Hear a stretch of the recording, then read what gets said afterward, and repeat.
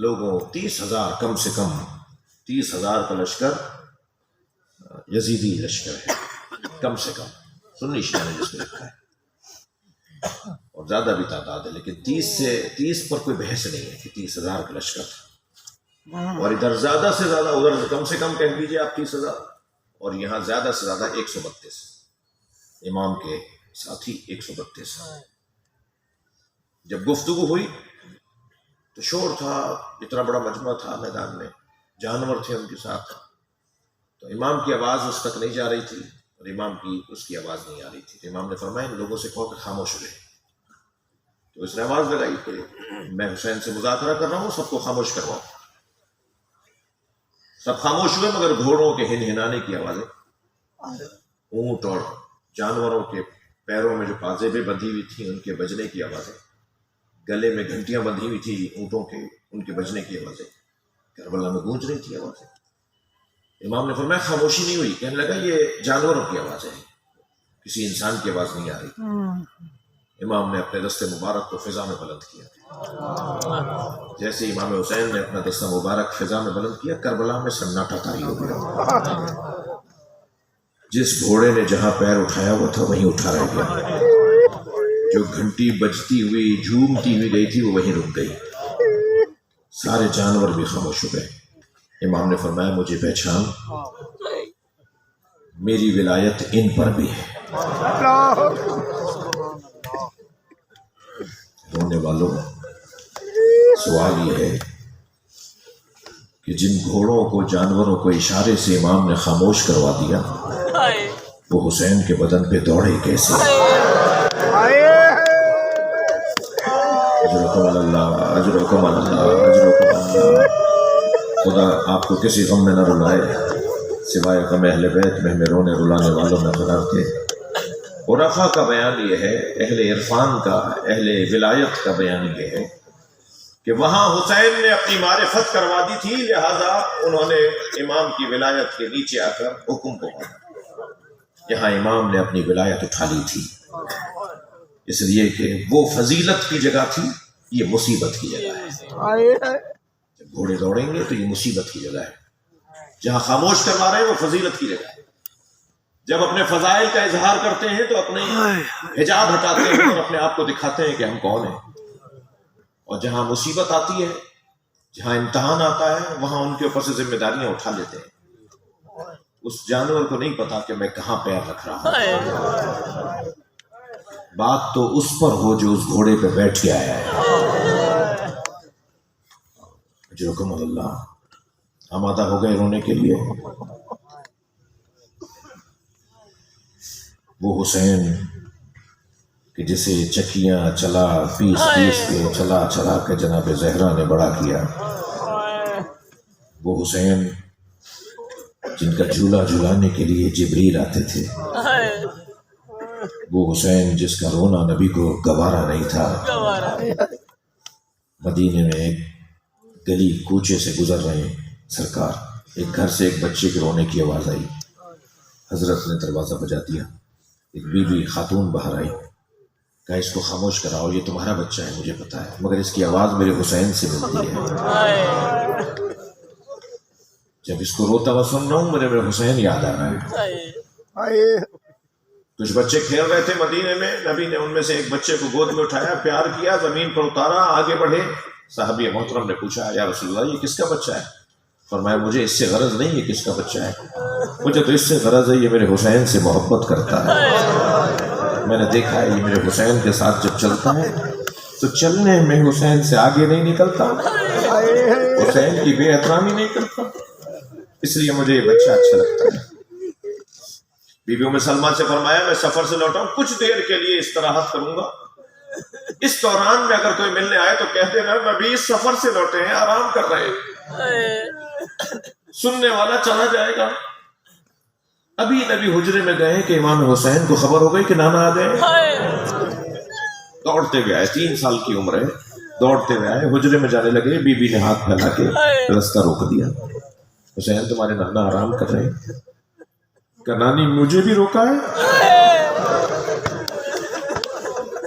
فرمایا تمہارے نانا نے تخصیص نہیں لگائی، حسین واپس جانے لگے، ابھی چند قدم امام لوٹ کر گئے ہیں کہ نبی حجرے سے باہر آئے۔ سر پہ امامہ نہیں تھا، دوش پہ ابا نہیں تھی، نالے پیروں میں نہیں تھی۔ بی بی ام سلمہ کو دیکھ کر کہا تم نے حسین کو لوٹا دیا؟ آگے بڑھ کر امام کو گود میں لیا، بی فرماتی حجرے میں لے گئے۔ کچھ دیر کے بعد نبی کے رونے کی آواز حجرے کے باہر آنے لگی، اور آواز جب بلند ہونے لگی تو میں گھبرا کر حجرے میں گئی تو میں نے کیا دیکھا، حسین کا کرتا اتارا ہوا ہے، حسین کے سینے کے بوسے لے رہے ہیں، حسین کے گلے کے بوسے لے رہے ہیں، اپنے بچے کو کبھی اپنے گلے سے لگاتے ہیں، کبھی پیار کرتے ہیں اور رو رہے ہیں۔ میں نے کہا یا رسول اللہ کیا سبب ہے جو آپ ایسے رو رہے ہیں؟ فرمایا ابھی جبریل نے آ کے بتایا اس سینے پہ گھوڑے دوڑے ہیں۔ اجرکم اللہ اجرکم اللہ، جو رونے آئے اپنی آوازوں کو آزاد کریں گے۔ جب آپ مجلس میں بلند آواز سے روتے ہیں نا تو امام جعفر صادق دعا دیتے ہیں، امام محمد باقر تو مصلی بچھا کے رونے والوں کے لیے دعا کرتے ہیں، امام رضا نے تو حسرت بھرے جملے سے ابن شبیب سے کہا کتنے دن ہو گئے میرے جد پہ روئے ہوئے۔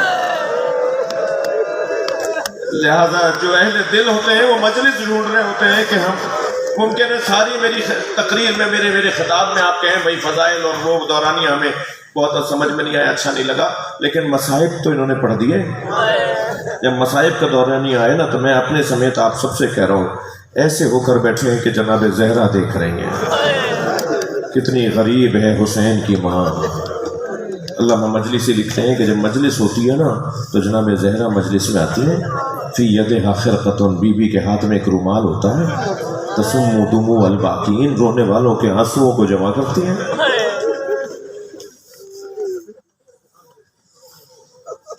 کربلا اہل بیت کی سب سے بڑی آزمائش گاہ، اللہ کا کام بھی اللہ کا ہے، ہر ایک سے اس کے مزاج کے مطابق وہ امتحان لیتا ہے۔ حضرت ابراہیم کے ہاں منت مرادوں کے بعد اسماعیل کی ولادت ہوئی، اللہ نے امتحان لیا حضرت ابراہیم اور اسماعیل کا، کہا یہ اسماعیل کے گلے پہ چھری چلا، یہ حضرت ابراہیم کا امتحان تھا۔ حضرت یوسف پانی سے ہولتے تھے، بڑا پانی دیکھتے تھے پیچھے ہٹ جاتے تھے، بھائیوں نے کنویں میں پھینک دی، یہ حضرت یوسف کا امتحان تھا۔ جناب زہرا کے مزاج میں مانگنا نہیں تھا،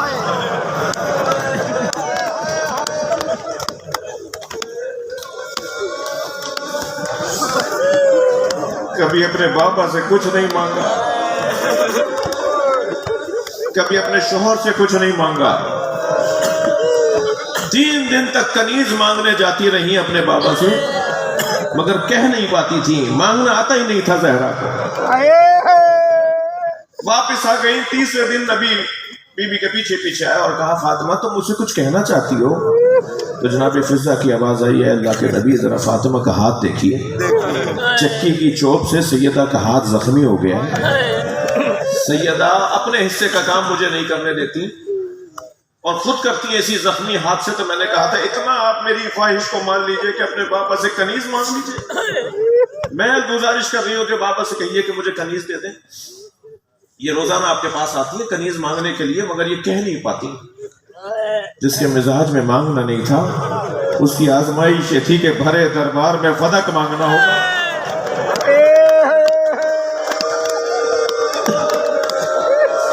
سیدہ بھرے دربار میں فدق مانگنا ہوگا، یہ جناب زہرا کا امتحان، مولا علی کا امتحان سنیں گے جناب امیر المومنین کے مزاج میں، آپ کا مزاج، آپ کی جو عادات اطوار، آپ کی جو سجیہ اور آپ کا جو انداز تھا، مولا علی کے یہاں غیرت مندی بہت تھی۔ ایک یہودی عورت کو بازار میں پٹتے ہوئے دیکھا تھا، 3 دن تک علی نے کھانا نہیں کھایا، جب کھانا سامنے آتا تھا نا فرماتے تھے میں نے ایک عورت کو پٹتے ہوئے دیکھا ہے، جو اجنبی عورت کو پٹتے ہوئے دیکھے تو اسے کھانا پانی ہو جائے، اس نے کیسے جلتا ہوا دروازہ، اس نے کیسے اپنی زوجہ پہ اٹھتا ہوا ہاتھ دیکھا ہوگا۔ یہ مولا علی کا امتحان۔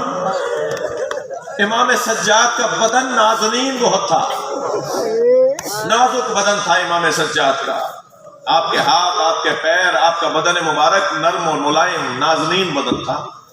اکثر سفروں سے لوٹتے تھے تو امام سجاد کو تب بخار ہو جاتا تھا، اس لیے کہ بدن نازنین بہت تھا.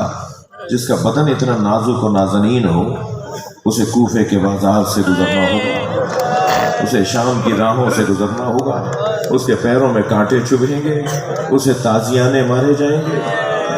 یہ امام سجاد کا امتحان سنیں گے ذرا.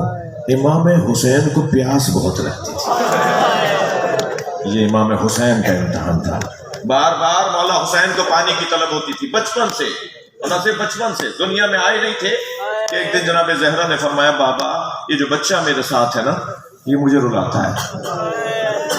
جی یہ روایت ہے، روایت ہے، یہ صرف ذاکرین نے نہیں پڑھا ہے، یہ کتابوں میں لکھی ہوئی حدیثیں ہیں. فرمایا یہ جو بچہ میرے ساتھ ہے یہ مجھ سے کہتا ہے اماں مجھے پیاس لگ رہی ہے. امام حسین کے مزاج میں عطش تھی، پیاس تھا، پیاس زیادہ لگتی تھی. آپ کو بچپن سے خیال کیا جاتا تھا حسین کو پانی کی طلب ہوگی. کربلا میں سب سے زیادہ پیاسا کون؟ بس اسی منزل پر میں اپنے بیان کو مکمل کروں گا. کربلا میں سب سے زیادہ پیاسا وہ ہے جو سب سے آخر میں شہید ہوا. کربلا میں سب سے زیادہ پیاسا وہ ہے جسے پانی کی طلب زیادہ ہوتی تھی اور اسے حسین کہا جاتا ہے. سب سے زیادہ کربلا میں امام حسین پیاسے ہیں. 3 دلیلیں دوں گا، مجلس مکمل کروں گا، اپنا بیان مکمل کروں گا. سب سے زیادہ کربلا میں پیاسے امام حسین ہیں.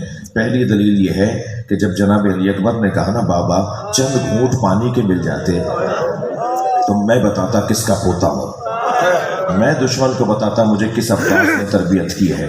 بابا چند گھونٹ پانی کے مل جاتے تو میں دشمن کا مقابلہ کرتا. امام نے فرمایا اپنی زبان میرے دہن میں دو، شاید میرے دہن کی تری سے تمہیں سکون مل جائے. جناب علی اکبر نے اپنی زبان جب اپنے بابا کے دہن میں دی نا تو پیچھے ہٹتے ہوئے فرمایا بابا مجھ سے زیادہ پیاسے تو آپ ہیں.